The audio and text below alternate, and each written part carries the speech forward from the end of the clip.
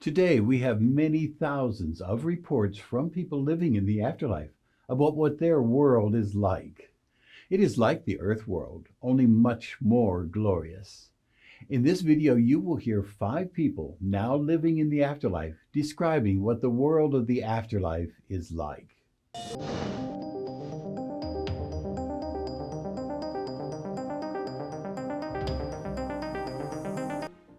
Hello, I'm Dr. R. Craig Hogan, President of the Afterlife Research and Education Institute and Seek Reality Online.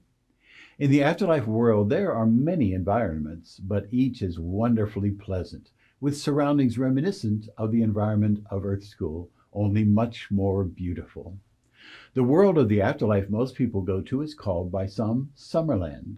The environment a person lives in depends on the person's state of being and expectations.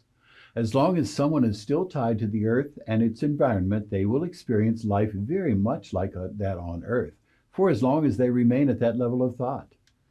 The descriptions we receive of the Summerland environment are filled with ecstatic descriptions of the realm, just like the earth realm, but everything that is lovely on earth is exceedingly lovely in the life after this life, and the environment contains many features undreamt of on earth.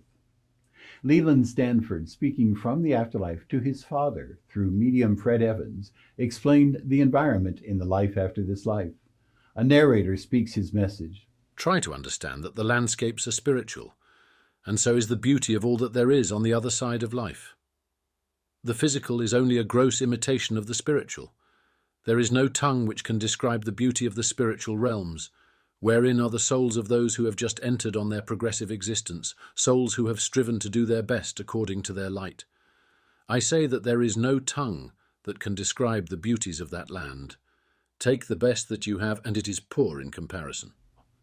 Dame Alice Ellen Terry, the Shakespearean actress living in the 19th and early 20th centuries, came from the afterlife to describe the realm of the afterlife in a Leslie Flint session. Leslie Flint was a direct voice medium in the 20th century. People from the afterlife came into the room where Flint was and spoke through an ectoplasmic voice box that formed on his shoulder. This is Ellen Terry's description of what she has experienced in the afterlife that she gave during a Leslie Flint session. But I can say that that which constitutes my life is full of beauty, full of color, full indeed of every aspect of loveliness that words could depict or experience could experience. There is so much. There are great buildings, beautiful to behold. There are great cities in which all can be found that is good for the life of the individual. There are great theatres, of course, in which great plays are performed, great operas even are sung, great musicians compose great works, so the great orchestras can play, and many can be blessed by music and the colour which suffuses the whole auditorium during its performance. If only I could even just depict the colourings of this world, this place in which I find myself now, so far removed from your realization. Colours beyond description, ever changing in their subtlety, and ever giving forth, as it were, a luminosity and a beauty so far removed from material ideas that one cannot hope to recapture. Thinking as one must in comparison to the rainbow of the earth, one can see here, as it were, the colourings of innumerable rainbows, with innumerable colourings, far more vast, comprehensive in their spectrum. There is a diffused subtlety of light. At times, there is never darkness. There is a kind of what you might call perhaps a twilight, and yet this is something which in itself is so unlike yours. There is a time for quietude with us and rest, And yet there is never any need for rest or sleep, but peacefulness that comes upon us when we feel the need. And then our energies, which never seem to flag, are ever present, ever calling upon us to do more, to experience more, to endeavor more. There is all the beauty and the magnificence of the countryside and the colorings of nature, but even more glorified and beautified than anything you know.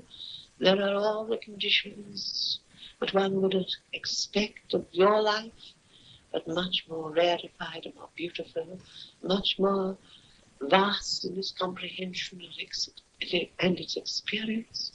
We have, of course, all the animals that constitute nature, but they are again in a more highly developed state of being. There are all the domestic animals that one has loved. Residents of the afterlife say flowers grow in glorious profusion in their world. This description of what flowers look like came from a speaker in the afterlife named Monsignor Robert Hugh Benson, speaking through medium Anthony Borgia in the book Life in the World Unseen. A narrator speaks Benson's message. I am describing not the ordinary orderliness that one might expect to see in public gardens on Earth, but rather an exceptionally beautiful and well-tended space. There were no unruly growths or tangled masses of foliage and weeds. Instead, there was an awe-inspiring abundance of stunning flowers arranged to showcase their beauty perfectly. As I examined them more closely, I found that many of the flowers were entirely unfamiliar to me, and their colors were more vibrant than anything I had ever seen on Earth.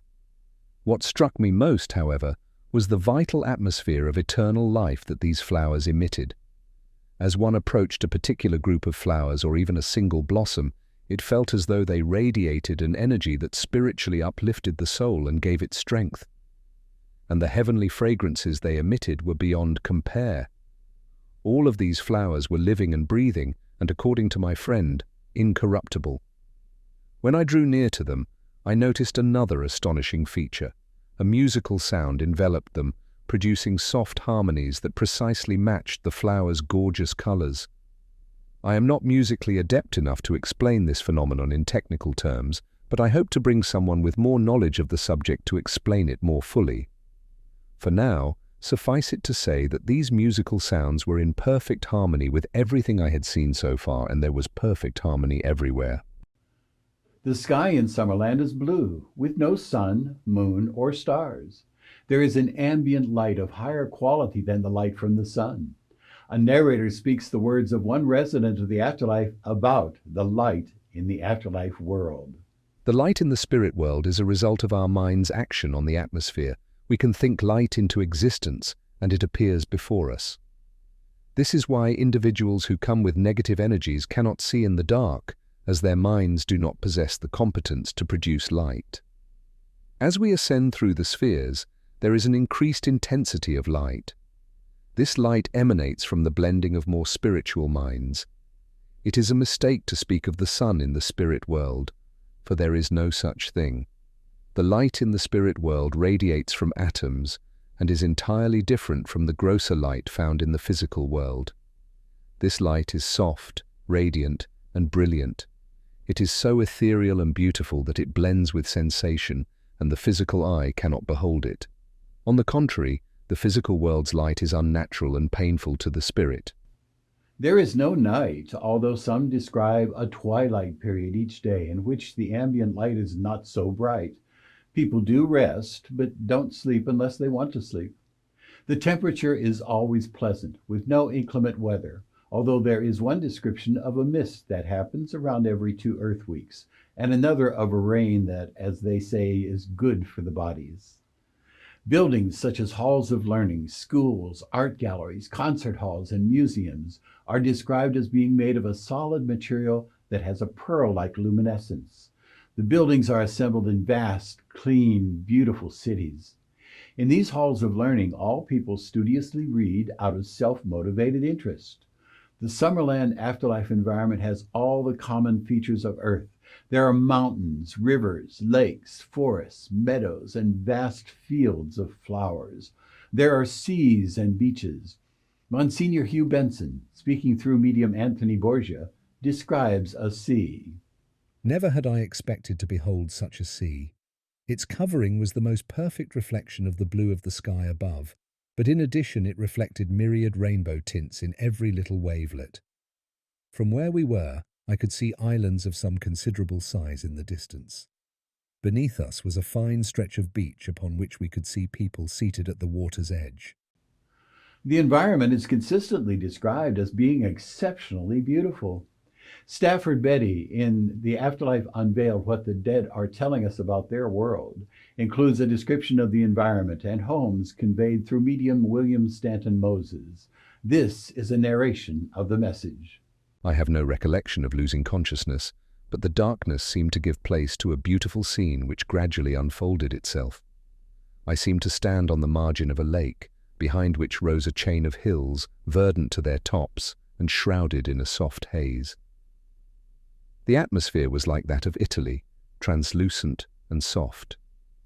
The water beside which I stood was unruffled, and the sky overhead was of cloudless blue. I strolled along the margin of the lake, meditating on the beauty of the scene. I met a person coming towards me and knew it was Mentor, one of a group of 49 spirit communicators. His voice as he addressed me was sharp and decisive in tone. "You are in Spiritland, and we are going to show you a scene in the spheres." He turned and walked with me along the margin of the lake till we came to a road which branched along the foot of the mountain. A little brook flowed by its side, and beyond was a lovely stretch of verdant meadow, not cut up into fields as with us, but undulating as far as the eye could reach.